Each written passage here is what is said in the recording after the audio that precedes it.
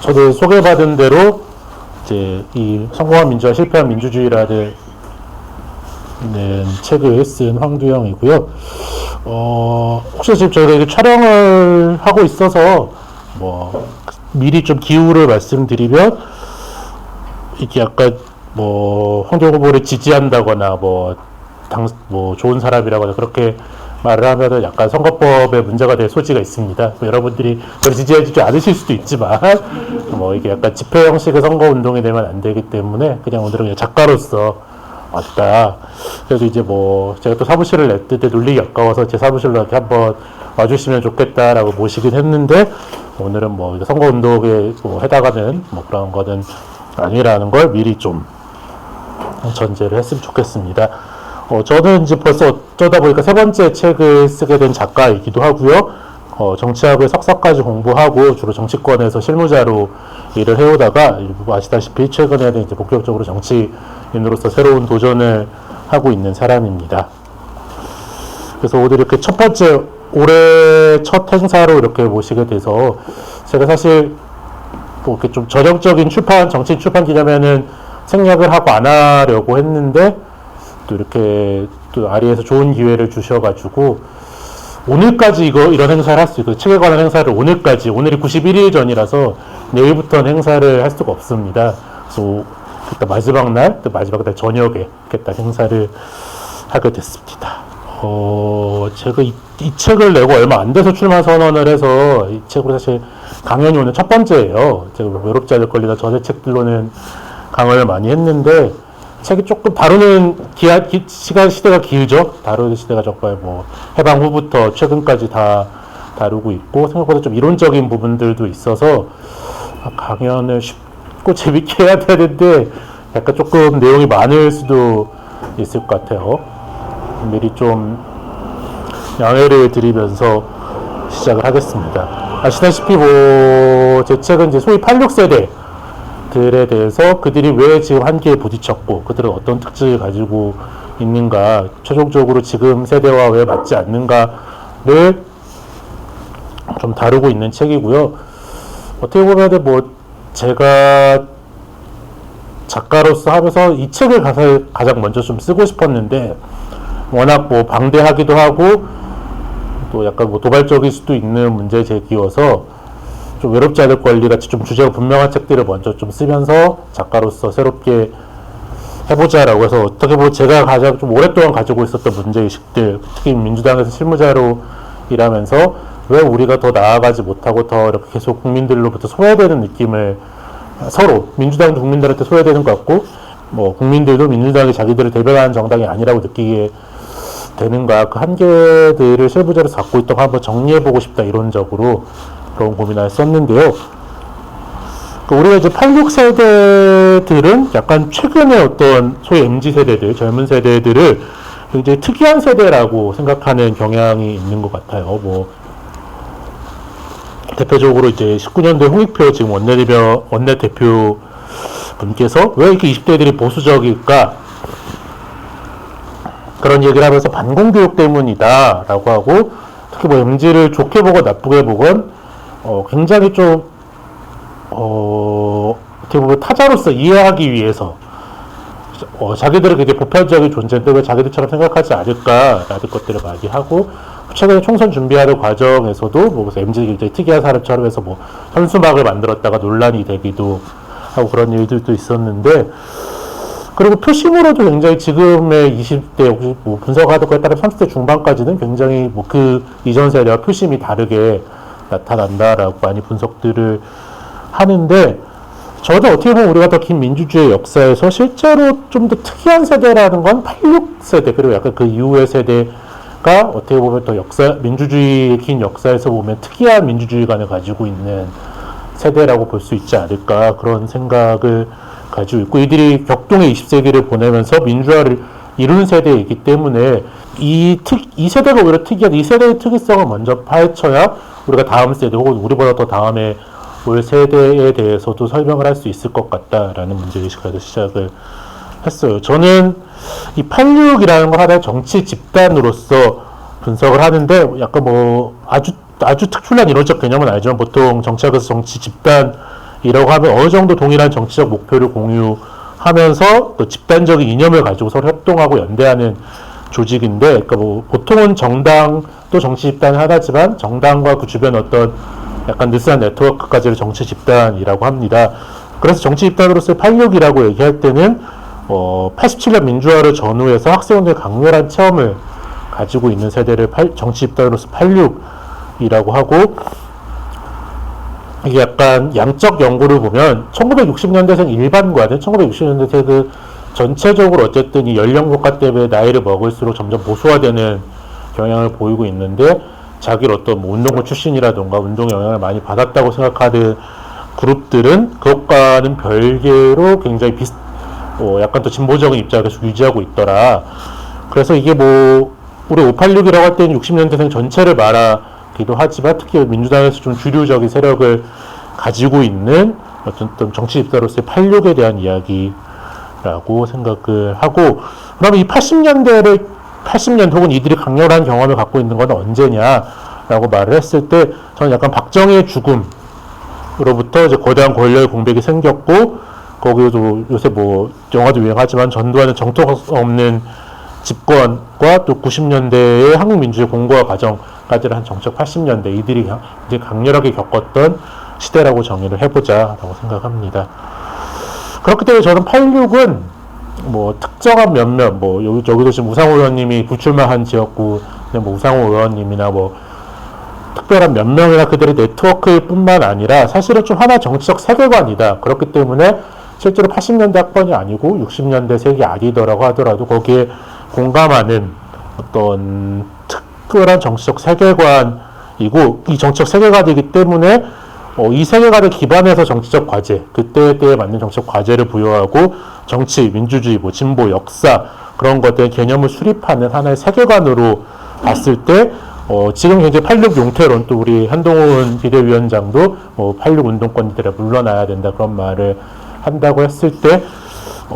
그들 개개인이 물러나는 거를과는 별개로 어떻게 정치적 세계관이 재구성되고 그것이 현재 대한민국과 맞는지 틀린지 우리가 좀 따져보는 것이 필요하지 않나라는 것이 저의 어떤 거고, 저는 이 86 세계관을 설명할 때 가장 중요한 게 포퓰리즘이다 라고 해서 이제 부제도 86 포퓰리즘 넘어서기 라는 책의 부제를 썼는데요. 포퓰리즘이라고 기본적으로 이제 사회가 순수한 민중, 부패한 엘리트 두 가지의 이분법적으로 구별을 할 수 있고, 이 부패한 엘리트들을 몰아내야만 민중에 따른 뭐 진정한 정치가 가능하며, 민중들은 근본적으로는 단일한 이해관계를, 왜냐하면 엘리트들로부터 수탈을 당하고 착취당하고 있기 때문에 근본적으로는 단일한 이해관계를 갖는다라고 보는 것이 포퓰리즘인데, 이게 우리가 포퓰리즘이라고 굉장히 부정적인 용어로 쓰이긴 하지만, 정치학에서 보면은, 포퓰리즘이라는 것은 민주주의가 굉장히 급진화될 수 있는 기회를 만들어 내기도 하고, 특히 이제 현 체제가 다수의 권리를 부정하고 있을 때, 어쨌든 이 다수의 권리가 중요하다는 걸 굉장히 강조하는 것이기 때문에, 저기 86 포퓰리즘이라고 한다고 해서 그것 자체가 이제 86 정치가 처음부터 끝까지 다 글러먹은 나쁜 정치다라고 설명을 한다기보다는 과거에 좋은 기능을 했지만 지금 시대와 맞는지 아닌지를 좀 따져보기 위한 개념이다 라고 이해하시면 좋을 것 같아요. 저는 이제 86 포퓰리즘을 조금 정의하려고 하면 그 이전에도 박정희 유신이나 거기에 맞서는 많은 정치적인 움직임들이 있었지만, 86 포퓰리즘이라는 건 어떤 80년대에 가장 강고했던 냉전적 질서하에서 세계를 미제국주의 그리고 민중 그렇게 이분법적으로 이해를 하면서 그렇기 때문에 단순히 정권을 교체하고 전두환을 물러가게 하고 그런 것을 넘어서 이 미제국주의 자체를 넘어서려는 하나의 포퓰리즘적 사고방식이었다라고 하고, 그것이 어떤 민주화를 전후해서 굉장히 강력한 정치적 에너지를 만나면서 고도화됐던 걸 하나의 86 포퓰리즘 운동이라고 볼 수 있을 것 같고요. 그렇기 때문에 이제 86은 이제 당연히 이 미제국주의와 거기에 이제 복무하는 전두환 정권, 박정희 정권, 권위주의 정권, 또 자본들의 또 상대적으로 민중을 구성하려고 했는데 제가 좀 특이하게 주장했던 건 86들은 북한의 민중들까지도 진짜 나라를 만들기 위한 민중의 일부로 포함하려고 자기들의 정치적 사고를 넓혔다라는 것이 86 포퓰리즘의 특징이라고 합니다. 제가 책에 굉장히 길게 쓴 걸 짧게 설명하려고 하니까 잘 이해가 되고 있는지는 잘 모르겠는데, 그렇기 때문에 뭐 이제 86들이 구체적으로 어떻게 만들어지고 성장했는지를 좀 보면요, 이 86이 언제 태어났는지부터 좀 보면 좋을 것 같은데, 60년대에 태어났고, 60년대라는 것도 이제 뭐 식민지배를 끝나서 단독 정부와 전쟁으로 이어지고 난 직후의 시기, 어떤 전후의 시기에 한국이 굉장히 가난하고 분단이 점점 고착화될 것 같고, 한국이라는 것이 굉장히 희망이 없던 시대에 태어난, 그런 굉장히 정상 국가가 아니라는 컴플렉스를 가지고 있었던 사람들인데, 특히 이런 이 컴플렉스를 가장 잘 이용한 정치는 아무래도 박정희겠죠. 박정희가 어떤 근대화를 기치로 해서 이제 권위주의 정권을 만들게 되는데, 이 박정희 시대 때 교육을 받은, 우리가 이제 정상 국가로 가기 위해서 근대화를 일으켜야 한다, 그것들을 위해서 나머지 것들이 희생되고 국민들은 국가의 근대화라는 큰 프로젝트에 다 열심히 따라야 한다라는 것들을 배웠는데, 그렇기 때문에 저의 주장은 이 청년들은 박정희 때부터 굉장히 자기가 민족 중의 책임을 가진 존재로서 성장을 하게 되었고, 박정희 사망 이후 다른 방향이라고 할지라도 자기의 민족을 근대화하고 어떤 이 민중을 위해서 자신의 희생을 해야 하는 어떤 공적 자아가 약간 비대화된 그런 사람들로서 성장을 하게 되는 거죠. 그래서 여기에 저 이제 박정희의 죽음과 관련해서 이거를 포퓰리즘 계기라고 설명을 하는데, 포퓰리즘 계기가는 약간 무페와 라클라우의 개념인데, 어떤 기존의 어떤 해결보드가 더 이상 민중의 요구를 담아내지 못할 때, 어떤 기존 해결이 완전히 무너지고 있을 때, 어떤 대안적인 어떤 지배체계도 등장하지 못할 때, 이제 포퓰리즘이 성황하게 된다. 그래서 포퓰리즘 계기라는 말을 하는데, 박정희가 갑자기 죽었잖아요. 갑자기 뭐 어느 날 갑자기 죽고, 요새 뭐 영화로도 많이 보셨겠지만 전두환이 어떻게 봐도 굉장히 정당성이 없는 방식으로 집권을 총과 칼로, 박정희는 그래도 어쨌든 처음에 유신을 하기 전에는 어쨌든 뭐 쿠데타를 했지만 선거를 다시 거치게 되면서 뭐 대중에게 인정을 받고, 또 어떤 근대화라는 자신의 과업을 통해서 또 대중적 지지를 모아내는 절차가 형식적으로라도 있었지만, 전두환은 완전히 무력으로만 진압을 했을 때, 근데 거기서 우리가 뭐 기존의 민주화를 지지하는 정치인인 김영삼이나 김대중이 뭐 뚜렷하게 이것들을 이끌어내지 못하는 모습을 보였을 때, 학생들은 굉장히 어떤 포퓰리즘 계기에 빠지게 됐다. 그래서 이제 80년대가 이런 포퓰리즘 계기로부터 시작을 했다는 것이 저의 주장이고요. 그러면서 어떤 아무런 정당성 없는 전두환 정권을 어떻게 넘어설 것인가를 고민하면서, 이것이 전두환 개인의 문제가 아니라 거기 그 뒤에 있는 미제국주의를 상상하게 되고, 어떻게 더 근본적으로 이 나라 자체를 바꿔야 한다는 상상에 빠지게 되는 게 어떤 80년대라고 할 수가 있겠죠. 80년대를 이제 짧게 정리를 했는데, 그때 이제 민주화 항쟁도 이제 86세대의 굉장히 중요한 정치적 계기라고 할 수가 있는데,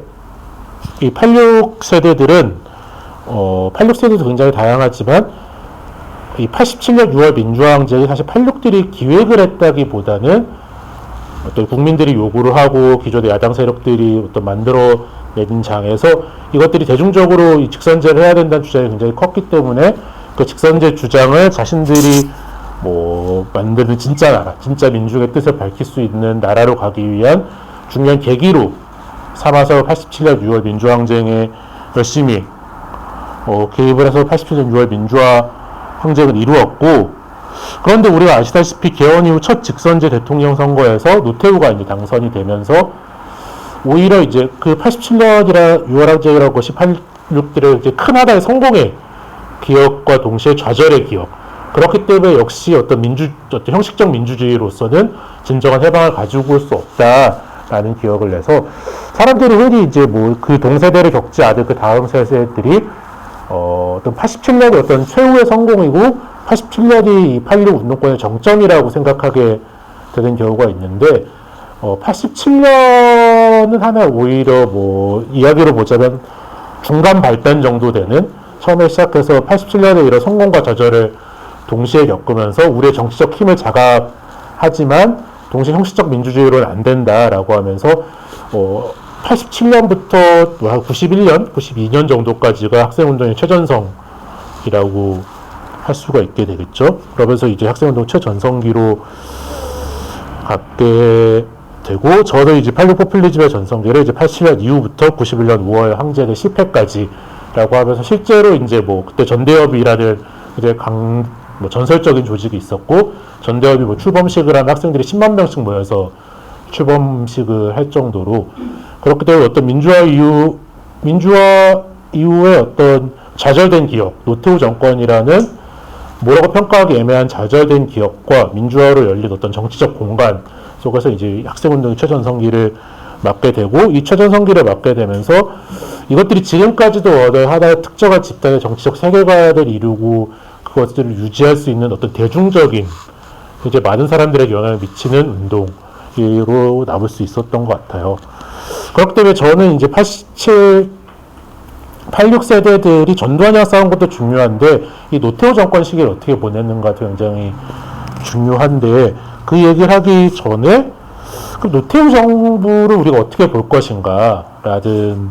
그래서 노태우 정부가 어쨌든 선거로서 당선된 형식적 민주주의적 정당성이 있는 정부인데, 집권 세력으로 보자면 우리가 정말 뭐 용서할 수 없는 자가 대통령이 된 거죠. 지금도 뭐 그렇게 지금도 뭐 마찬가지로. 그렇기 때문에 노태우 정부가 과연 민주적인 정부인가라고 했을 때, 형식적인 민주성만 따지면 뭐 그렇다고 볼 수도 있겠지만, 정체성의 문제로 들어가면 그렇지 못하기 때문에, 저는 노태우 정부 시기를 형식적 민주주의가 오르냐, 아니면 진짜로 민주화에 필요한 진짜 민주주의가 있느냐 라는 것이 경쟁했던 시기라고 생각을 하고, 노태우 정권은 뭐 독재 정권의 일당이나 정체성 면에서도 그렇고, 실제 득표율도 30%대에서 이제 당선이 됐고, 사실 뭐 김영삼, 김대중 대통령이 제가 뭐 이 정책의 단일화에 대해서도 썼지만, 단일화가 잘 이루어졌다면 사실 뭐 당선이 안 됐을 수도 있는 굉장히 여러 가지 면에서 취약한 정부였기 때문에, 형식적인 선거를 통해서 당선이 됐음에도 불구하고 굉장히 뭐 이 86 세대들의 운동뿐만 아니라 어떤 노동자 대투쟁이라던가 그런 식으로 사회적으로 노태우 정권이 담아내기 어려운 그런 주장들이 터져 나오게 되는 시기를 보내게 되죠. 그렇기 때문에 저는 이 두 개의 민주주의가 충돌했던 시기라고 노태우 정권 시기를 평가하게 되는데요. 그런데 어쨌든 최종적으로 이제 형식적 민주주의가 이겼다라고 우리가 볼 수 있겠죠. 왜냐하면 노태우 정권이 처음에 뭐 내각제로 다시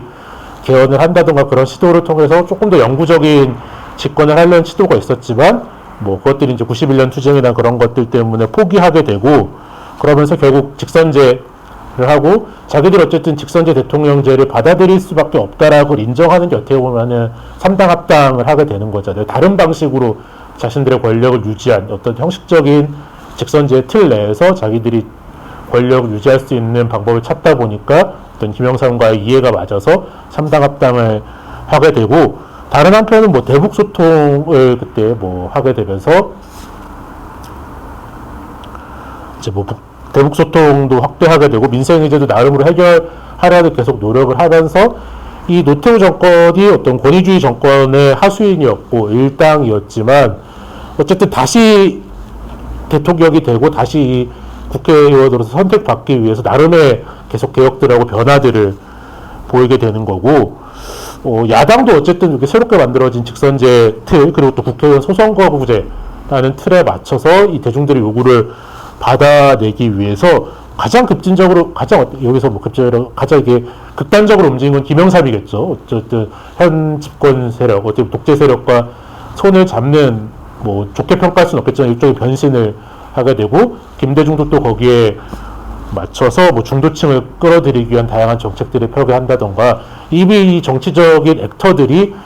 이 직선제 대통령제과 소선거구제 국회의원 선거제에 맞도록 계속 액션을 취하면서 이 대중들의 뜻을 담아오기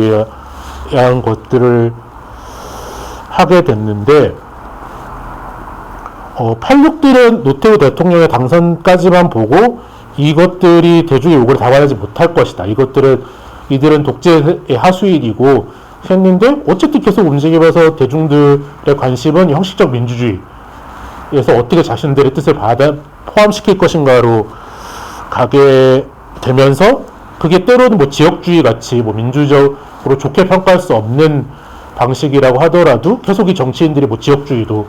동원하고 뭐 이렇게 뭐 여러 가지들을 동원하면서 대중들의 욕구를 빠져서 받아서 이 86들이 말하듯 진짜 민주주의라는 건 사실 거기에 대항할 방법이 마땅치 않았고, 제 주장은 어쨌든 86 노태우 정권과도 싸웠지만 어쨌든 궁극적인 이들의 경쟁하건 대의민주주의 자체, 형식적 민주주의가 제대로 작동하게 됐을 때 이들이 설 자리가 없었던 그런 것이 되는 거죠. 그러면서 이 91년 5월 투쟁에 대해서 제가 뭐 자세하게 쓰지는 않았지만 91년 5월 투쟁이라는 굉장히 실패한 투쟁, 분신정국이라고 하면서 뭐 제 지역구는 아니지만 서대문구에서도 이제 명지대가 있죠. 명지대에서 뭐 저도 막 분신 소독이 있었고 분신 그런 뭐 일들이 있었고, 이런 것들이 제대로 자기들이 왜 실패했는지를 잘 모르는 상황에서 어쨌든 자신들이 투쟁이 제대로 실패하는 걸 겪고, 그러면 우리가 선거 민주주의에 어떻게 개입할 것인가에 대한 뚜렷한 입장이 없는 상태로 어쨌든 뭔가 계속 자신들이 요구를 해야 되니까 점차 선거 민주주의에 빠져들게 되고, 또 김대중도 거기서 이제 선별해서 거기서 뭐 스타성이 있다고 생각하는 몇몇 정치인들을 선별하는 방식으로 그들의 조직 자체를 당으로 끌어들여온다기보다는 어쨌든 뭐 대중적인 인지도가 있고 뭐 스토리가 있는 뭐 젊은 정치인들을 끌어들이는 방식으로 이들을 포석하게 되면서 이들이 정치권에 진입을 하게 됩니다. 그런데 뭐 기억하시겠지만 뭐 처음에 그것들이 잘 성공하지도 못했고, 그러다 이제 2004년 선거에서 열린우리당 돌풍이 불면서, 이건 뭐 저보다 잘 기억하시겠지만 이제 노무현 대통령에 대한 타백 소추를 하게 되면서 기존 정당들에 대한 실망이 굉장히 커지고, 그래서 열린 돌풍으로 대거 진입을 하게 됐는데 그때 썩 좋은 평가를 받지는 못했어요. 그러니까 우리가 그때 초선의원이 108명 있고 이들이 다 86세대라고 할 수는 없지만 지금도 뭐 남아있는 많은 86 의원들이 이때 정치인으로 진입을 하게 되는데 뭐 108번뇌라고 불릴 정도로 단순히 뭐 여야 간 충돌이 있었던 게 아니라 노무현 대통령이랑도 굉장히 뭐 FTA라던가 파병이라던가 대연정 같은 문제를 두고 입장이 제대로 정리하지 못했고, 그렇다고 86들이 자신들이 어떤 집단화돼서 동일한 입장을 취하거나 그러지도 못한 상태로 다 개별적으로 다른 주장을 하게 되면서 그러니까 열린우리당이라는 게 얼마나 이상한 정당이냐면은 대통령이 당선됐고 대통령 임기 중에 여당이 바뀌고 대통령 임기가 끝나기 전에 그 여당이 또 사라지는, 이게 짧고 강렬한 실험 속에서 사실 열린우리당이라는 것 자체가 실패하면서 2008년 총선에서 대거 뭐 거의 대부분이 이제 다시 낙선을 하게 되고, 그들에 대한 실망이 사실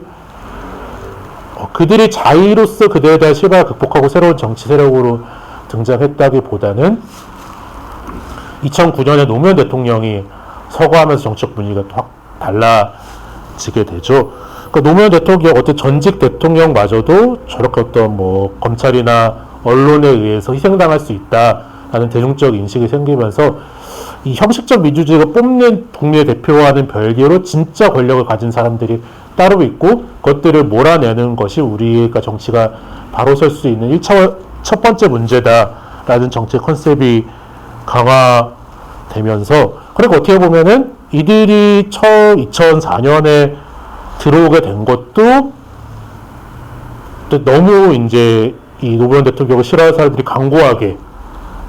너무 강압적으로 했기 때문에 열린우리당 돌풍이 탄핵까지 오게 되면서 열린 돌풍이 와서 진입하게 되고, 이들이 정치적으로 재개하게 된 것도 또 노무현 대통령의 서거라는 게 비극적 어떤 계기를 통해서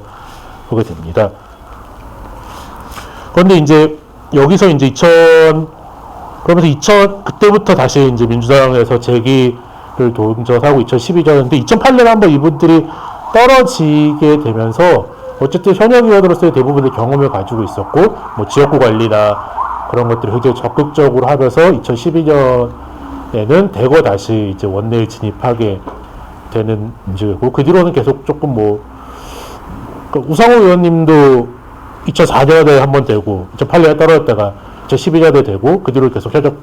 국회의원을 유지하고 계신데요.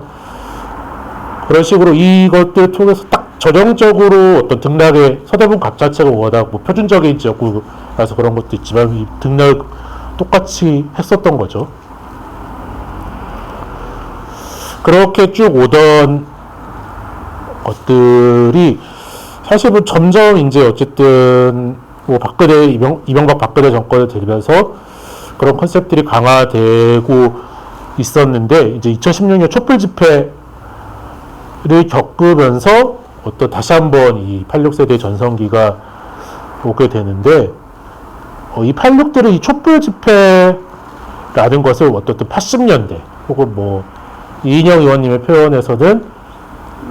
87년 항쟁이 완성됐다 이런 표현을 이인영 의원님이 하신 적이 있었는데 어쨌든 87년의 좌절된 투쟁에서 어떤 연장선으로 해석하거나 더 약간 조금 더 오버해서 표현하시는 분들은 이게 무슨 동학에서부터 내려오는 진짜 민중의 승리라고 표현을 하실 정도로 유례한인데 유해한이라고 썼네요. 유례한입니다. 유례한 민중의 어떤 민중의 진정한 승리가 온 것처럼 굉장히 오독을 했었는데 저는 약간 그렇기 때문에 이 촛불혁명을 또 기득권 카르텔 자체에 맞서는 것이라고 해서 했고, 드디어 사람들이 촛불혁명을 1000만 명씩 나오고 한 것은 사람들이 진정한 이익이 무엇인가를 깨달은 국면이라고 여겼는데, 실제로 그랬는가라는 문제가 조금 남겠죠. 그러니까 어쨌든 우리가 국민들이 뽑은 박근혜 대통령이라는 사람이 굉장히 용서할 수 없는 지경으로 어떤 부패한 모습들을 보여줬고, 그런데 그것들을 쉬운 방법으로 탄핵을 할 수가 없도록 우리 헌법이 되어 있죠. 우리 헌법은 탄핵을 하려면은 국회에서 3분의 2의 소추가 있어야 되고, 헌재에서 또 3분의 2가 동의를 해야 되기 때문에, 근데 당시 어떤 이 국회 구성상으로서는 3분의 2를 넘는 것들이 굉장히 어려웠기 때문에, 국민들이 굉장히 강렬한 의지를 보여주지 않으면 당시 여당을 설득해서 탄핵으로 갈 수 없는 상황에서 일어났던 건데, 그래서 박근혜 탄핵 제가 책에도 뭐 좀 더 자세히 썼지만 졌다고 하는 것은 굉장히 국민들의 강렬한 에너지와 힘을 보여주는 거기도 하지만 어떻게 보면 우리 제도가 문제가 없다라는 거를 보여주는 거고, 거기에 뒤따라서 문재인 대통령이 당선된 것까지도 우리 제도가 어쨌든 이런 대통령의 거대한 부패 사건이 있었을 때 해결할 수 있다는 것들을 보여준 사건이라고도 해석을 할 수 있었는데, 그래서 이 모든 난리가 끝나고 박근혜가 탄핵되고 문재인 대통령이 당선이 되고 나서 이 촛불 집회에 나왔던 1000만 명이 모두 여전히 우리에게 대해 떼야 할 기득권 카르텔이 1차적인 문제라고 동의를 했을 것인가 라는 문제를 이 문재인 정권과, 저도 문재인 정권의 일부긴 했지만 문재인 정권 86들은 너무 쉽게 그럴 거라고, 거기에 대한 해석은 거기 이제 참가한 사람이 워낙 많고, 거기에 대한 해석은 여러 명일 수도 있는데, 이 적폐청산과 그런 것들을 너무 쉽게 오히려 이들이 동의하고 있을 거라고 전제한 것이 아니었나. 그렇기 때문에 저도 대통령 선거라는 것들이 누구를 뽑는 과정이기도 하지만 우리 사회에서 지금 무엇이 필요한가 라는 것들을 합의하고 또 대중들에게 설명하고 동의를 받는 과정이잖아요. 근데 문재인 대통령이 이 촛불 집회의 연장선상에서 너무 쉽게 당선이 되면서 사실 2017년 대선에서 그냥 막연하게 새로운 나라를 만들어야 된다는 것 외에 우리 사회에서 구체적으로 지금 필요한 게 뭐지? 어떤 거를 우리가 뭐 소득주도형 성장을 한다고 했을 때 얼마나 대중들에게 소득주도형 성장 이런 것들이 설명되고 동의를 얻는 계기가 있었는가. 검찰개혁이라는 것들이 대선 때 찬반 논쟁을 치열하게 했으면 그래도 이런 거구나 대중들이 더 이해를 하고 이건 우리가 동의한 적 있는 사안이야라고 할 수 있었는데 오히려 문재인 대통령의 너무 쉬운 당선이라는 것들이 우리가 문재인 정권에서 무엇을 해야 하는가라는 구체적인 합의와 설명의 절차를 생략하게 만들었고 근데 이 문재인 정권의 핵심을 이뤘던 86들은 대중들이 자신을 동의한다고 너무 쉽게 가정해버리고 넘어가면서 우리가 하는 것을 더 적극적인 에너지로 이거를 밀어붙이는 것이야 라고 거기에 이제 또 어쨌든 뭐 노무현 정권의 비극적인 실패 어쨌든 뭐 노무현 정권의 뭐 어쨌든 비극적으로 끝난 것에 대한 트라우마도 있었겠죠. 우리가 더 철저하게 개혁하지 못했기 때문에 우리가 그런 비극을 다시 재현해서는 안 된다는 어떤 그런 강박들이 오면서 실제로 대중들에게 설명하고 설득된 것 이상으로 속도를 내고 그러니까 대중들 입장에서는 뭐 소득주 성장도 그렇고 검찰 개혁도 그렇고 내가 별로 이렇게 생각한 적이 없는 것 같은데 너무 설명 없이 진행되고 있다는 느낌을 받게 되는 거죠. 그래서 이제 문재인 대통령의 캐치프레이즈가 국민이 주인인 정부, 국정과제 1번이 국민이 주인인 정부였는데, 물론 뭐 모든 정부는 국민이 주인이죠. 국민이 주인이 아닌 정부는 민주주의 안에서 없을 텐데, 구체적으로 이 촛불 집회에 참여한 혹은 뭐 촛불 집회에 참여하지 않았더라도 박근혜 대통령 탄핵에 동의했던 많은 사람들이 근본적으로 단일한 이해관계를 가지고 그걸 우리가 국민이라고 통칭할 수 있을 거라고 생각했기 때문에 구체적인 설득을 하거나 좀 다수를 다시 모아야 되는 절차들을 가지 못했는데 실제로 우리가 어떤 일들을 하자 보니까 우리가 국민이라고 부를 수 있는 범주가 점점 좁아지게 되는 문제에 부딪히게 되는데요. 가령 이제 뭐 여기서도 이제 조국 전 장관이 과도한 수사를 받았다. 혹은 뭐 그렇게 생각하시는 분들이 있을 텐데 저도 이제 과도하게 수사를 받았고 굉장히 인격 모독적인 수사와 언론의 보도가 있었다라는 건 생각은 하지만 어쨌든 이 유죄가 난 부분에 대해서만 얘기를 하고 나부터 그때를 얘기를 해보면 우리가 어쨌든 이 기소된 혐의 같은 게 전형적인 기득권 엘리트형 범죄란 말이죠. 전형적인 기득권 엘리트형 범죄라고 하는데 지금도 이제 뭐 많은 민주당 지지자들이 뭐 표창장 한 장이 뭐가 문제냐 그렇게 대수롭지 않은 범죄라고 쉽게 이야기할 수 있는데 우리가 이 표창장 한 장을 조작해서 대입에 유리하게 뭐 사용됐을 수도 있고 안 될 수도 있지만 어쨌든 대입에 유리하게 할 목적으로 표창장을 위조한다는 것들을 그런 의도가 있다고 하는데 그걸 할 수 있는 사람이 몇 명이나 되겠어요 대한민국에. 표창장 위조라고 내가 집에서 이렇게 그 기생충에 나오는 것처럼 위조하는 게 아니잖아요. 그런 것들이 사실 저쪽에 엘리트들끼리 할 수 있는 범죄였는데 이건 부모라면 다 그렇게 할 수 있다. 이걸 그때 다 그런 식으로 했다라고 해버리고 이것이 국민이라면 평범하게 할 수 있는 일처럼 돼버린다고 할 때 민주당이 국민이라고 부를 수 있는 범주가 확 줄어들게 되는 그런 문제가 발생을 하죠. 또 가령 주택가격 폭등을 할 때는 너가 더 좋은 집에 살고 하려는 것이 문제야 라고 하면서 평범한 국민이라면은 뭐 지금 집에 만족하면서 뭐 전세도 만족하면서 뭐 집에 큰 욕심을 내지 않으면서 혹은 뭐 돈 벌 욕심을 크게 내지 않는 사람들이 진정한 국민이야 그런 식으로 몰아가면서 어떤 데서는 뭐 국민이라고 말할 수 있는 범위가 굉장히 어쨌든 엘리트들끼리 할 수 있는 범죄까지도 국민이라고 불렀다가 굉장히 뭐 사람들이 좋은 집을 갖고 있는 건 어떻게 보면 평범한 마음일 수도 있는데 그것들이 굉장히 나쁜 일인 것처럼 치부하게 되는 그래서 오히려 이것들을 더 철저하게 해서 우리는 정말 뭐 어느 정도 뭐 성비소득 5천 이하를 위한 정당이야 그렇게 했으면은 더 다수를 모아낼 수 있는 방법이 있었을 텐데 우리가 어떤 구체적인 이해관계에 부딪히는 문제를 다룰 때 이것 모두 다 국민의 이름으로 하려고 보니까 민주당이 스스로 계속 자승자박을 하게 되는 그런 문제에 부딪히게 되죠. 여기까지 어쨌든 제가 86의 역사를 굉장히 간략하다 보니 뭐 제 주장에 동의하지 못하시는 분들도 있을 것 같은데 제가 책에 좀 더 앞뒤 설명들을 많이 넣긴 했는데 설명하는데 이것들이 갖고 있는 민주주의적 좀 이론적 쟁점들을 설명을 해보자면요. 이 팔육들이 지금도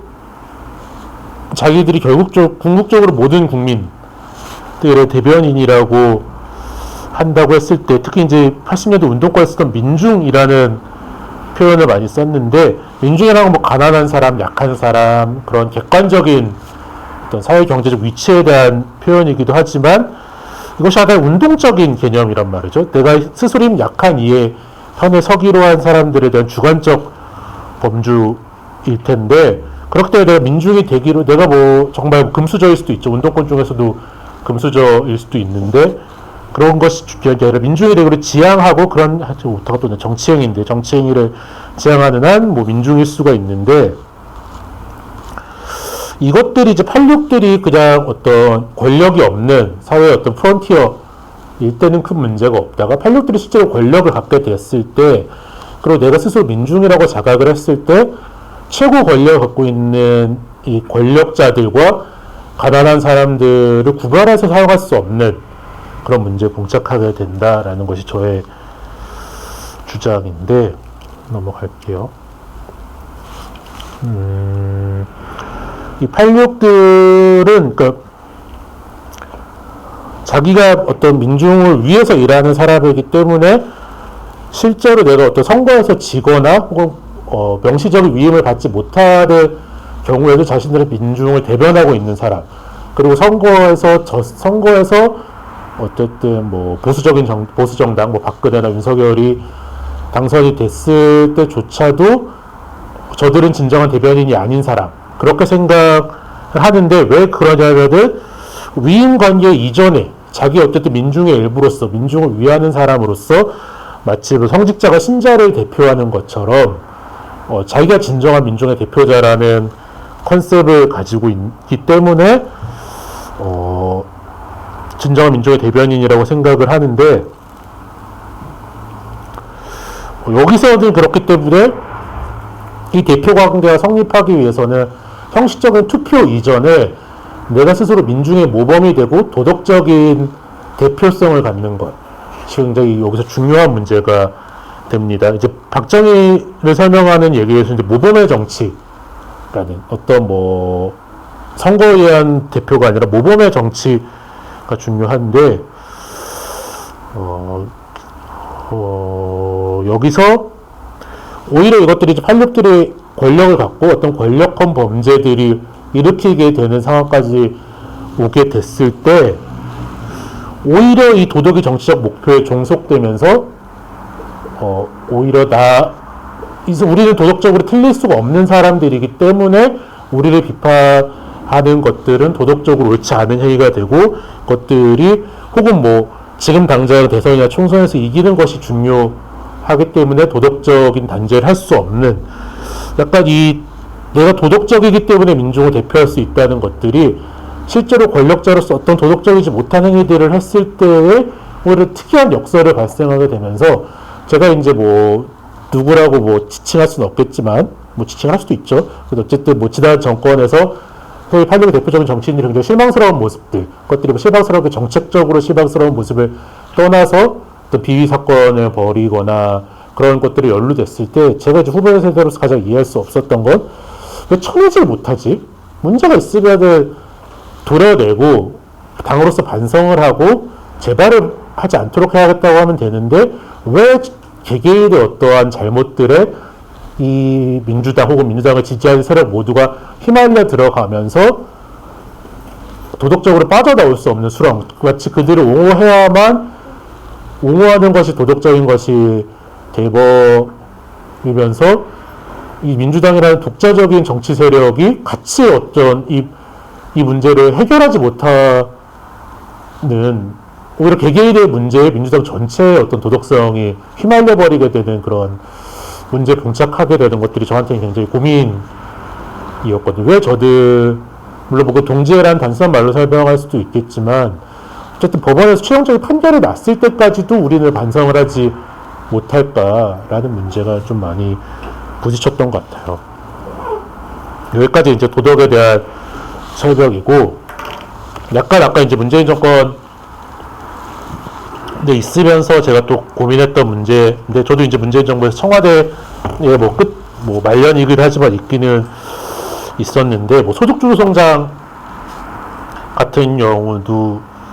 그리고 검찰개혁, 이제 뭐, 많은 분들이 특히 이제 뭐, 검수완박이나 그런 문제에 대해 너무 급박하게 이루어졌다. 그 검수완박의 내용은 둘째치고, 그것들이 뭐, 대선 지구 너무 급박하게 이루어지면서 인심을 잃었다. 그런 평가들을 많이 했는데,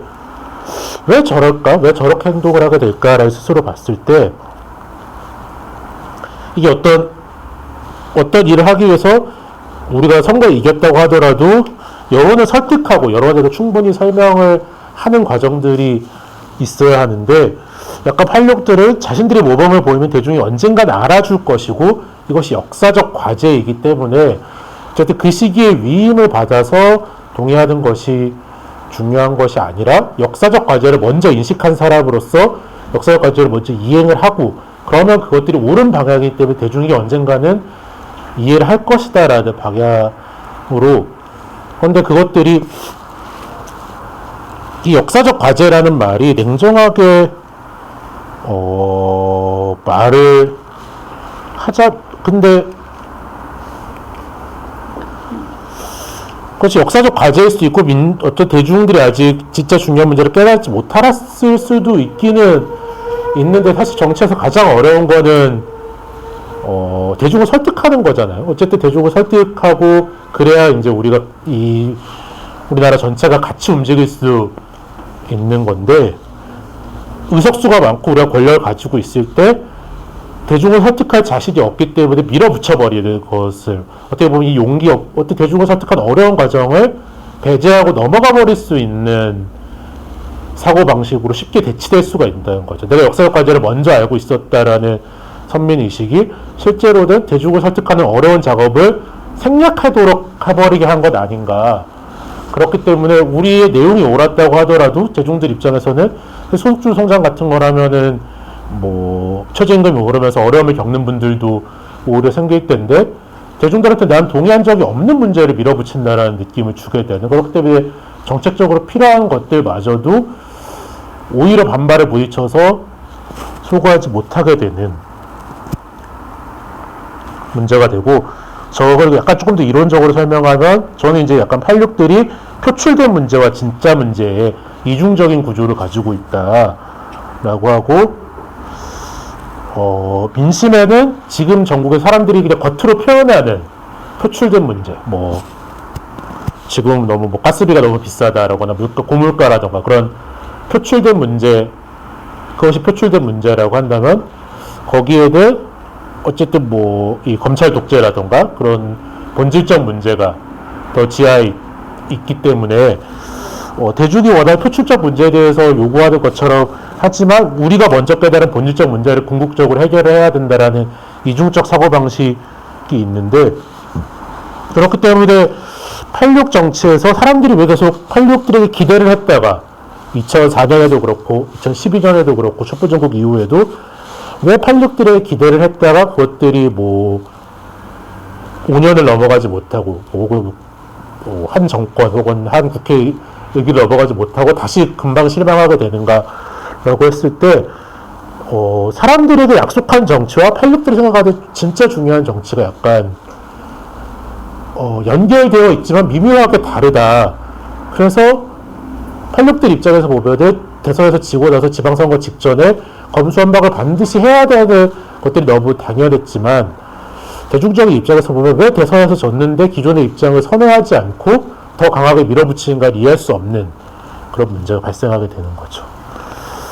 특히 이렇게 표출된 문제가 따로 있다라고 생각을 했을 때, 86들은 이 문제를 굉장히 단순한 문제, 이걸 소위 민생정치라고 표현들을 많이 하시는데, 단순한 문제, 사람들이 뭐 가령 뭐 물가를 내려주면 좋아할 거야, 지금 총선에서는 뭐 간병비를 지원해주면 좋아할 거야, 이렇게 얘기하는데, 어떤 사회경제적 문제건 그렇게 큰 정책이 집행됐을 때 손해를 보는 입장들도 있을 거고, 뭐 가령 간병비를 우리가 지원한다고 지금 총선 공약을 했는데, 제가 이제 후보로서 뭐 그 공약이 굉장히 좋은 공약이라고 생각은 하지만, 그 감정들을 고역하기 위해서 누군가는 세금을 더 내야 하는 문제잖아요. 누군가 세금을 더 내야 되고, 혹은 뭐 건강보험을 더 내야 될 수도 있고, 혹은 뭐 건강보험의 안정성이 해쳐져서 뭐 장기적으로 지금 성장하고 있는 세대에게는 뭐 더 장기적인 문제가 생길 수도 있고, 그렇게 할 수 있는데, 굉장히 어떤 사회경제의 문제가 이해하기가 복잡하고, 똑같이 가난한 사람들이라고 하더라도 세대에 따라서, 혹은 뭐 자신의 직업에 따라서, 위치에 따라서, 내가 만성 환자냐 아니면 건강하냐 그런 거에 따라서도 굉장히 사실 이해하기가 복잡해질 수 있는 문제인데, 이 민생정치를 너무 단순하게 생각해서 이것들을 약간 사람들을 끌어오기엔 당근 혹은 뭐 사탕 같은 것에 불과하기 때문에 이렇게 말해주면 좋아할 거라는 거지, 실제로 이 사회경제적 복잡함을 어떻게 우리가 마주할 것인가에 대한 고민이 좀 덜한다라고 생각을 하고, 제가 이 생각을 했던 건 최저임금 문제를 다루면서 생각했는데, 저도 기본적으로 소득주도 성장이 필요하다라고 생각하는 사람인데, 우리가 소득주도 성장을 한다고 했을 때 결국 뭐 최고의 어떤 고소득층이라던가 뭐 대기업이라던가 그들이 어떤 소대를 보면서 더 많은 사람들이 소득주도 성장, 더 많은 저임금층이 실질 임금이 올라가야 우리가 사실 소득주도 성장에 효과가 있는 건데, 우리가 그것들을 철저하게 준비하지 못하는 상황에서 뭐 소득주도 성장하면 좋을 거야, 그러니까 최저임금을 올리면 사람들이 좋아할 거라고 생각하고 최저임금을 올렸을 때 그것들이 실질적으로 어떤 영세 소상공인들이 1차적으로 반발할 수밖에 없는 구조들,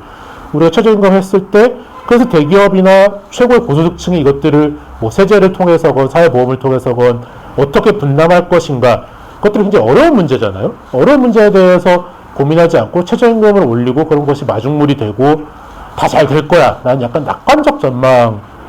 속에서 이것들을 철저하게 이해관계를 분석하지 않고 정책을 집행해 버리면서 실제로 문제가 생겨서 굉장히 복잡하게 이해관계가 달라지니까 그때서야 굉장히 당황을 하는. 근데 이 민생 정치가 진짜로 약간 진짜 정치가 아니라는 암묵적인 어떤 전제가 있기 때문에 이것들을 통해서 어떻게 다수를 모아야 될 게 아니라 이것들을 굉장히 어떤 그냥 사람들이 끌어오기 위한, 그냥 단순히 이번 선거에서 이기기 위한 전략 정도로만 생각을 하는 경향성이 좀 있죠. 이거는 좀 약간 또 다른 차원의 문제인데, 그러니까 민주당 정치인들이 서민과 중산층을 위한 정당, 민주당 캐치프레이즈 중에 하나인데, 서민이라고 이야기를 했을 때 서민이 얼마나 이해관계들이 그 안에서 복잡하고 다중적인 사람들인지를 잘 이해하지 못하고 있고, 서민이라는 것들이 굉장히 쉽게 대변될 수 있다. 왜냐하면 나도 서민이기 때문에 라고 하면서 뭐 지금 탈당하시지만 송영길 대표도 그렇고 뭐 우상호 의원님도 자기가 서민이다 라는 걸 굉장히 강조하신 적이 많이 있는데, 내가 서민이란 입장을 유지하고 있어야 서민을 대변할 수 있는데, 근데 사실 우리가 현대 민주주의에서 직업 정치라는 건 서민이긴 어렵단 말이에요. 물론 뭐 아주 막 정말 뭐 몇 주씩 가진 사람은 이 대중에 뭐 정몽준처럼 버스비도 모르고 뭐 그런 사람이 서민의 마음을 모른다고 얘기할 수는 있지만, 직업 정치라는 건, 특히 이제 성공한 직업 정치라는 거는 모든 대의민주주의 국가에서 중산층 이상화되고 이미 사회적 엘리트인 사람들이 직업 정치인이 되는 경향성이 있는데, 오히려 내가 서민이기 때문에 서민을 대변한다고 주장하면 나 정도가 서민이라고 생각하게 되는, 그러니까 뭐 우상호 의원님을 자꾸 얘기해서 좀 그렇지만 제가 존경합니다. 존경하는데 뭐 몇 가지 이제 재밌는 표현들을 많이 하셨으면 뭐 나는 4억의 반전세를 살고 있기 때문에 서민이다 이렇게 말씀을 하셨단 말이에요. 근데 대한민국에서 4억이라는 보증금을 갖고 있는 사람이 그게 몇 년 전이니까 집값이 또 폭등하기 이전이기 때문에 서울에서 아파트에 어쨌든 4억 반전세를 사는 사람을 서민이라고 할 수 있는가, 혹은 어쨌든 1억 5천 연봉을 받는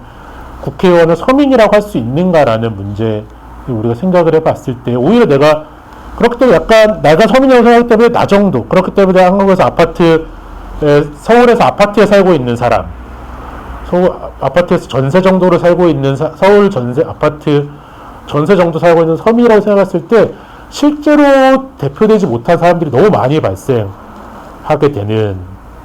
문제가 발생을 사람들을 우리가 뭐 아직 뭐 집이 없는 사람들이 뭐 몇천만 명인데 이들이 이렇게 대변하고 뭐 서울 밖에서 뭐 얼마 이하에 살고 있는 사람들이 몇천만 명이기 때문에 그런 전략 수립이 되지 않는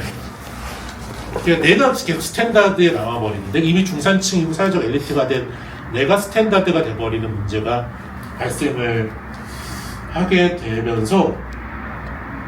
오히려 정말 내가 직업적 정치인으로서 이 사람들을 잘 구슬려서 권력을 유지해야겠지라고 하면 나는 정말 뭐 트럼프처럼 수십조 원의 자산 가지만 뭐 노동자들을 대변하는 사람이라고 말을 할 수 있는데 나는 서민으로서 서민을 대표하는 사람이라고 말을 하면 오히려 우리 사회에서 평범한 사람들이 누구인가 우리 사회에서 공통적으로 갖고 있는 문제가 무엇인가가 어그러져 버리는 내가 서민이라고 생각하기 때문에 어그러져 버리는 대의관계가 좀 어그러지는 문제가 발생하게 되는 거죠. 여기까지는 약간 이론적인 얘기고 그래서 이제 무대와 칼트바서라고 가장 유명한 포퓰리즘 이론가는 이 포퓰리즘 정치라는 것이 민주화 과정에서 세 가지 단계에 따라서 다른 영향을 미친다라고 설명을 하는데요. 처음에 자유화 단계는 권위주의 정권이 제약을 다소 완화하는 단계, 전두환, 가령 우리가 굳이 뭐 설명을 하자면 뭐 전두환이 6.29 선언을 하던 단계라던가 혹은 뭐 전두환이 처음에 이제 개헌 약속을 6.29 선언 이전에 개헌 약속을 하면서 직선제 선거를 하겠다라고 처음 약속을 꺼내던 뭐 그런 단계라고 할 수 있겠죠. 유월항쟁이 일어나게 되는 그런 단계에서는 포퓰리즘 정치가 민주주의에 긍정적 영향을 주는데 왜냐하면 권위주의 체제에 반대하는 모든 사람을 묶어낼 수 있는 정치이기 때문에 그렇다라고 얘기를 하고 다음은 권위주의 선거 민주주의로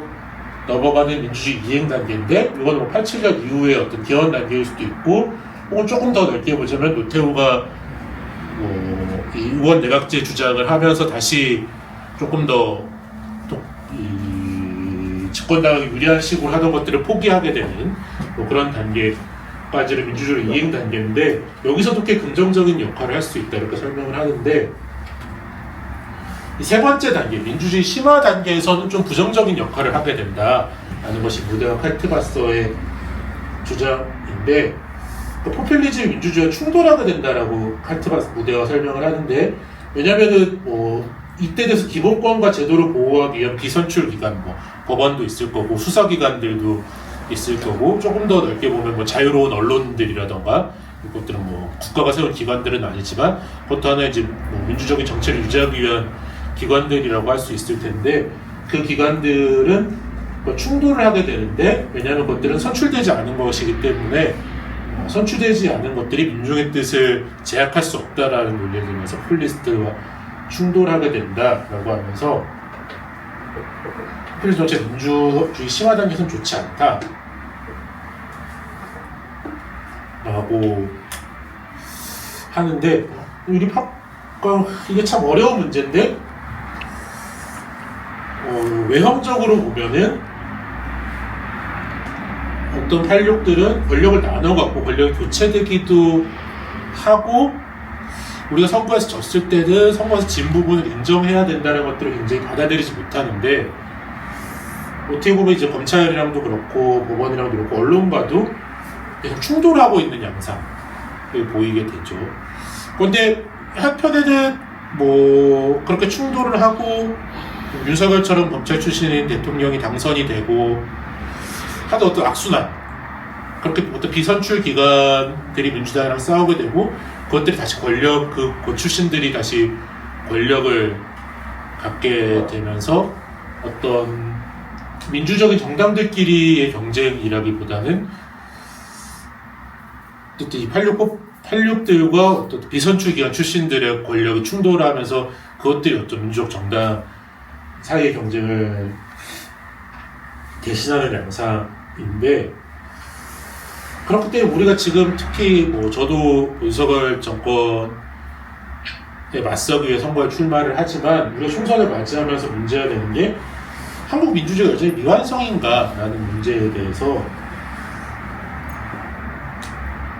좀 답을 해야 되고, 한국 여전히 완전히 미완성이고 여전히 민주주의 이행의 단계라고, 그다음 여전히 어쨌든 독재 정권하고 뭐 독재와 유사한 정권에 맞선 우리 모두의 이해관계가 같기 때문에 거기에 맞춰서 정치를 해야 하는데, 그렇지 못하면은 어떤 부분에서 주권자 의사들이 제대로 위임하지 못했는지는 좀 반성이 좀 필요한 것 아닌가라는 생각이 들고, 윤석열 정권 얘기 마지막으로 조금 더 하겠습니다. 저는 특히 이제 제가 뭐 박지원 비대위원장이랑도 같이 일을 해보고 청년 세대를 만나면 느끼는 게, 이분들은 우리가 어떤 이루어야 될 민주주의 이상이 있다라거나 그것들이 우리가 정상적인 국가, 근대적인 국가가 되기 위한 완성으로서 우리가 민주주의가 수단이다라는 생각을 하는 것이 아니라, 뭐 지금 뭐 만 18세면은 노무현 정권에서 태어난 친구들 사실 투표를 한단 말이에요. 그런 친구들이 이 친구들한테는 민주주의라는 건 너무 당연하게 늘 있는, 우리가 경부고속도로가 언젠가는 뭐 없었던 때가 있겠죠. 경부고속도로가 있다고 생각을 하고, 뭐 내가 서울에서 부산 가려서 경부고속도로를 타고 가는 게 너무 당연한 것처럼 그렇게 받아들이는 문제고, 그렇기 때문에 민주주의 정치라는 것들은 그것 자체를 완성해야 되는 게 아니라 나의 어떤 사회적인 필요성, 나의 사회적인 욕구를 해결해주는 기능을 해야 되는데, 실제로 해결해주지 못하고 있는 기능, 그때 한국 정치가 불신되고 있는데, 저의 주장은 그렇기 때문에 우리가 이제 포퓰리즘 정치로 묶어낼 수 있는, 우리가 국민이랑 모두나 소수의 아주 극단적인 엘리트들을 제외하면은 같은 이해관계를 갖는 시대는 이미 지난 것이 아닌가. 국민들이 이렇게 다양한 요구들을 내고 있고, 정규직 노동자는 정규직 노동자대로, 프리랜서들은 프리랜서대로, 또 플랫폼 노동자들은 플랫폼 노동자대로, 여성은 여성대로, 남성은 남성대로 다 너무 다양한 목소리를 묶어내고 있는데, 이런 개별성들을 고려하면서 어떻게 이들을 묶어서 우리가 51%를 최소한 만들고 60%를 만들어내서 안정적인 집권을 할 수 있는 뭐 정당으로 봐야 할 그런 것이 아니라, 여전히 계속 문제는 소수의 기득권 엘리트들일 뿐이고, 우리는 99%의 대변인으로서 이 99%는 우리와 같은 이해관계를 갖는 사람들이라고 전제하는 정치, 여전히 좀 머물러 있는 것이 아닌가. 어떻게 개별성을 고려하면서 다수로 다시 묶어낼 수 있을 것인가가 우리에게 남아 있는데, 이렇게 얘기하면은 그래도 윤석열 정부는 타도를 해야죠 라는 생각을 저도 매일 다시 하게 되는데, 저는 약간 조금 생각을 하고, 윤석열 대통령이 독립된 정치인으로서 어떤 서사를 가지고 있는 사람인가. 우리가 하다못해 박근혜 대통령, 이명박 대통령이라고 그 자체의 스토리가 있고, 그 자체가 어떤 현대사의 어떤 큰 이야기들을 대표하는 사람들 이잖아요. 이명박이라면 어떤 기업가로서 자본주의 승리를 보여주는 사람이었고, 박근혜도 나름의 또 못지않은 스토리를 가지고 있는 사람이었고, 그리고 어떻게 보면 뭐 문재인, 노무현 할 거 없이 이 사람들도 어쨌든 다 현대사의 어떤 상징들을 가지고 있는 사람들인데, 윤석열 대통령도 그렇고 이재명 대표도 그렇고 사실 뭐 그런 스토리를 가지고 있진 않죠. 특히 윤석열 대통령은 이 사람이 어떤 민주당과의 별개로 독립된 서사가 있거나 역사가 있거나 정책이 없는 게 아니라, 오히려 민주당을 싫어하는 사람들이 만들어낸 거대한 덩어리 같은 사람들.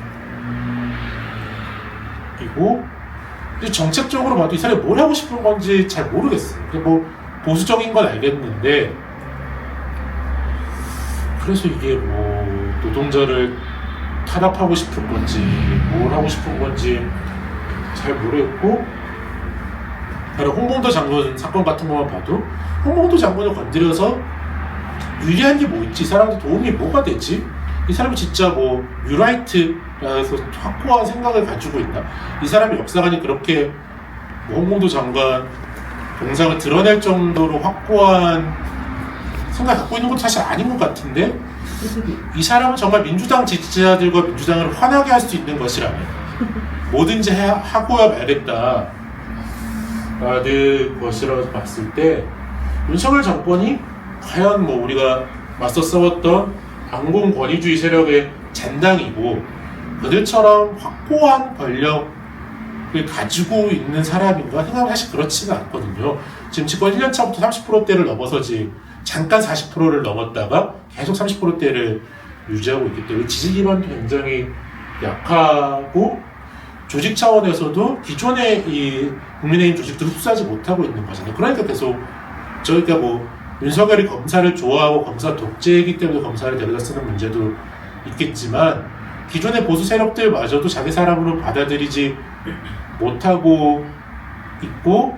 그렇기 때문에 사실 믿을 수 있는 사람들이 검사들밖에 없기 때문에 자꾸 검사들을 쓸 수밖에 없는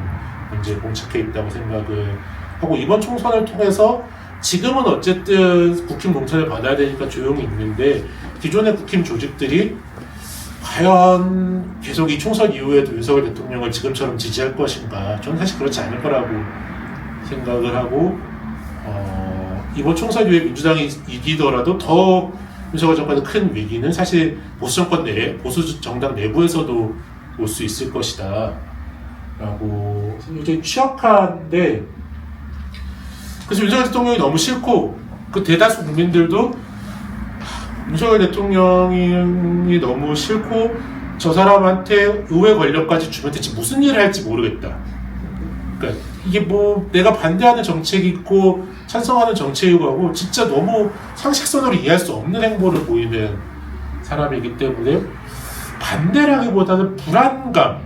갑갑함 그런 어떤 또 근본적인 어떤 정서를 윤석열 대통령들이 건드리고 있기 때문에 민주당을 지지하는 거지 민주당이 뭘 구체적인 청사진을 갖고 있어 지지하는 상황은 아니라고 생각을 하는데 뭐 저는 이제 뭐 작가가 아니라 후보가 된 입장에서 갈수록 말하기가 어려워지고 있긴 하지만 그러니까 우리가 어쨌든 대선에 졌잖아요. 저도 대선 선거에서 졌다라는 거는 기존의 정강 정책을 서로 평가하고 우리가 뭘 잘못했고 뭐는 잘했는데 부족했고 뭘 남기고 뭘 버릴 것인가라는 그 평가가 이루어져서 우리가 만들고 싶은 대한민국은 이런 겁니다 라고 해서 그러면 적어도 이게 51%의 지지는 받을 수 있겠다 라고 만드는 작업들이 있어야 되는데 그런 작업들이 민주당이 지금 하고 있는가 저도 후보로서 제 얼굴에 침 뱉기지만 아직은 뭐 신이니까 그냥 얘기를 하자면 제 얼굴에 좀 침을 뱉자면 그런 정책 청사진까지 제기되지 못하고 있는 것 같다. 단발적인 초등 돌봄 정책이라던가 기숙사 정책이라던가 감염의 정책 같은 것들이 제시되고 있지만 그런 것들을 하기 위한 종합적인 세제라던가 종합적인 돌봄에 대한 청사진이라던가 그런 것들 과연 특히 민주당이 비판적인 평가를 받았던 부동산 정책들 그때에 비해서 부동산 시장이 굉장히 급변하긴 했지만 올해 부동산 정책은 뭘 잘했고 뭘 잘못했고 최소한 대표적으로 부정적 평가를 받는 정책들에 대해서는 변명을 하건 변경을 하건 해야 되는데 아무런 것도 사실 좀 제대로 이루어지지 않고 있어서 사실 좀 한데 그래서 저는 어쨌든 윤석열 대통령 덕분에 민주당 이번 선거 이길 가능성이 여전히 더 크다고 생각하지만 우리가 의회 권력을 갖고 혹은 3년 후에 다시 우리가 권력을 대선에서 이긴다고 하더라도 이런 청사진들을 만들지 못하고 다시 한번 실망의 사이클로 돌아갈 수밖에 없는 그런 것이 아깝다, 아쉽다 그런 정치가 좀 달라져야 하지 않을까라는 것이 저의 책의 내용이고요. 제가 1시간을 약간 넘게 이야기를 했는데요. 제 강의는 이 정도로 줄이도록 하겠습니다. 감사합니다. 저는 여전히 조금 애정이 있을 수밖에 없는 위치인 것 같아요. 한계에 다다랐다라는 진단을 공유한다고 했을 때, 그걸 얼마나 선의를 갖고 해석할 것인가는 사실 사실관계를 이해하는 문제라기보다는 약간 좀 더 가치 판단이나 개인이 서는 위치에 나를 다른 것 같고, 또 뭐 민주당이 크게 못 이겨도 크게 못 이길 것 같다라는 판단도, 그러니까 뭐 민주당이 끝났다고 생각 판단도 이제 가슴 아프게 받아들이고 있고, 굉장히 뭐 공감을 하고, 저도 이제 어떻게 보면은 환멸을 느낄 때도 있죠. 이 당이 정말 미래로 가고 있는 당인가. 뭐 이미 손쓸 수 없는 커다란 구멍이 난 이미 가라앉고 있는 역사의 어떤 끝자락에 내가 서 있는 건 아닐까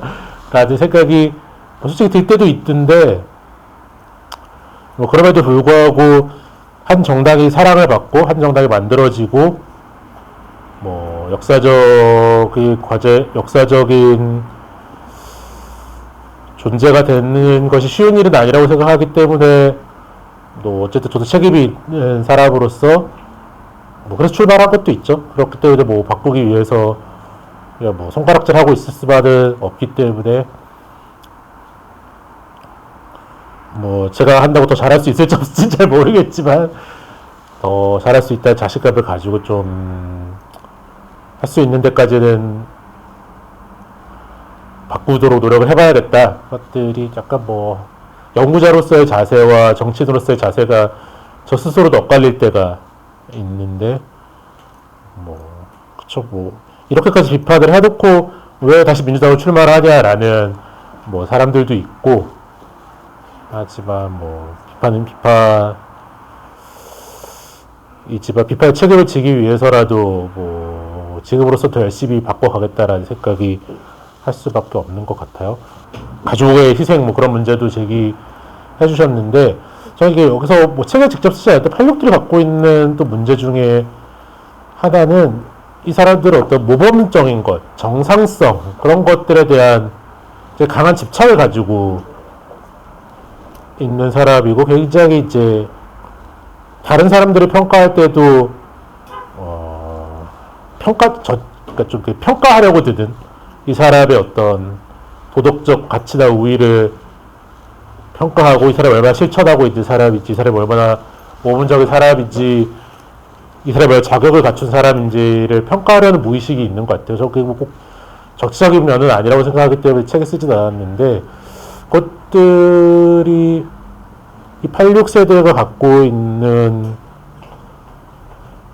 또 어떻게 보면 굉장히 가부장적일 수 있는 정상성에 대한 집착도 굉장히 지금 세대 혹은 뭐 굉장히 뭐 제가 첫 번째 외롭자들 권리에서 한 것처럼 어떻게 이제 가족과 관련한 어떻게 젠더와 관련한 정상성이라는 것들이 위협받는 이미 다양한 것들이 등장하고 있는 세대를 담아내지 못하고, 사람들 때로는 때로 실패하고 때로는 소수자가 되기도 하고, 때로는 뭐 인생을 하기 마음대로 안 되는데 그것들을 다 보듬지 못하는 그런 약간 무의식적인 존재들이 있는 것 아닌가라는 생각을 많이 하기도 합니다. 조국 장관에 대한 거는 뭐 구체적으로 그때 어떤 액션을 취하고 다양한 전략이 있을 수 있었겠죠. 다양한 전략이 있을 수 있었는데, 뭐 저는 뭐 장관 임명 전에 청문회 과정에서 개인적으로는 사퇴시켰어야 된다고 생각을 그때도 했었고, 그리고 문재인 대통령도 제가 정말 존경하고 제가 모셨던 분이기도 하지만, 왜 조국 장관에 대한 개인적 미안함을 갖고 그렇게 뭐 자기가 어쨌든 제하나 법무부 장관 자리 때문에 평지풍파를 겪었기 때문에 개인적인 미안함을 갖는 건 이해는 하지만 좀 과도했다. 그런 인간적 미안함을 표현하는 정치인으로서의 자세가 대중의 실망을 담아내지 못했다라고 좀 생각을 뭐 하는 편이죠. 그리고 뭐 우리가 어쨌든 임명을 했어야 된다 말았어야 된다고 떠나서 책에도 썼지만, 어떤 조국을 지지하는 마냐를 이 국민의 도덕 혹은 뭐 국민됨과 연관해서 네가 정말 진정한 민주시민은 조국을 지지해야 된다라고 너무 강하게 결부시키면서 점점 이것들이 어떤 문제가 더 심각해질 때 우리가 후퇴할 수 없는, 이미 그것들이 뭐 그냥 내가 생각하기엔 이게 사실인 것 같아 정도가 아니라, 너가 진정한 깨어있는 시민이면 이걸 믿어야 된다라고 너무 강하게 결부시켜서 우리 스스로 퇴각할 길을 만들어 놓지 않은 싸움으로 만들었던 것들이 조국 사태에 대한 가장 좀 우리가 겪어야 되는 교훈, 한 개인을 신뢰하는 것에 대해서 너무 많은 정치적 가치를 부여해버려서 그것들이 우리가 지금까지도 조국 장관에 대한 제대로 반성을 할 수 없는 문제에 다다랐다고 생각을 하고요. 제가 생각하기에 기발한 문장인 것 같아서 써놓고 별로 설명할 필요가 없을 것 같아서 설명을 자세히 설명을 하기가 이렇게 뭐 필요가 없을 것 같은데, 슈레딩거의 고양이라는 게 양자역학에 나오는 말로 이제 어떤 나의 위치뿐만 아니라 상대적인 어떤 조건에 따라서 결과가 바뀔 수 있다는 거잖아요. 그러니까 어쨌든 뭐 그것이 상대 정당일 수도 있고 어쨌든 내가 통제할 수 없는 다른 변수에 의해서 민심이라는 건 언제나 변하고 테세우스에 변하는 건 이제 배가 계속 항해를 하면서 이 배를 이루고 있는 물질들을 계속 수리해가면서 바꿨을 때 이가 출발할 때 테세우스에 배웠는데 우리가 그 어떤 계속 뭐 나무를 수리해가면서 도착지에 닿았을 때 이걸 테세우스의 배라고 할 수 있느냐. 그러니까 민심이랑 구성하는 것들도 계속 달라지고 있기 때문에 이 시점의 민심이었던 것들이 그 어쨌든 뭐 두 개 통해서 민심이란 건 계속 어떤 상대적인 조건들 또 시대적인 상황에 따라서 급변하는 상대적인 것이기 때문에 어떤 한 시기에 고정된 민심을 우리가 알았다고 해서 민심을 100% 파악했다라고 말할 수 없던 어떤 민심 파악의 어려움을 강조하려던 뭐 그런 문장이었고, 뭐 정당 민주주의 실현을 얘기하려면 또 완전 또 다른 강연인 것 같은데, 민주주의까지는 모르겠고 지금은 근데 민주당이 너무 답을 쉽게 알고 있다라고 전제하는 경향이 있어서 정책 연구에 대한 비중이 너무 낮아요. 그래서 가령 무슨 서울 양평 고속도로다 그런 사건이 하나 터졌다 혹은 뭐 그런 사건이 아니더라도 우리가 뭐 국민연금에 대한 답을 내려야 된다라고 했을 때 개별 의원들이 다 쉽게 굉장히 뭐 이렇게 좀 거치게 다 똑똑하고 답을 쉽게 할 수 있다고 생각하기 때문에 모든 의원들이 똑같은 걸 낮은 수준에서 연구하는 좀 정당 구조를 가지고 있거든요. 그런데 훨씬 더 정책적인 역량을 강화해서 이 정당 자체의 정책적인 기능이 훨씬 강화돼서 국민연금 같은 거 복잡한 문제도 우리가 치열하게 답을 낼 수 있어야 되는데 지금은 그냥 되게 그 상미한 층을 보면 알겠지만 서울 양평 고속도로 하면은 민주당의 뭐 국토위원이 12명이다. 12명이 다 똑같은 질문을 하고 있잖아요. 똑같은 수준에서. 사실 그게 왜 그러냐면은 중앙에서의 어떤 정책적 기능이 없고 개별 의원실에서 그냥 다 알아서 하기 때문에 그냥 ABC까지 하다 이 의원실 황보자관도 ABC까지 하고 저기도 ABC까지 하고 다 그냥 논제가 끝나버리는 그렇기 때문에 약간 민주주의랑은 별개의 문제지만 정당의 기능적인 측면과 관련해서도 좀 그런 부분들이 해결돼야 정당이 정말 설득력 있는 대화를 만들어내는 그런 기능들이 좀 보강될 필요가 있다. 그건 평소에 좀 갖고 있었던 문제의식입니다.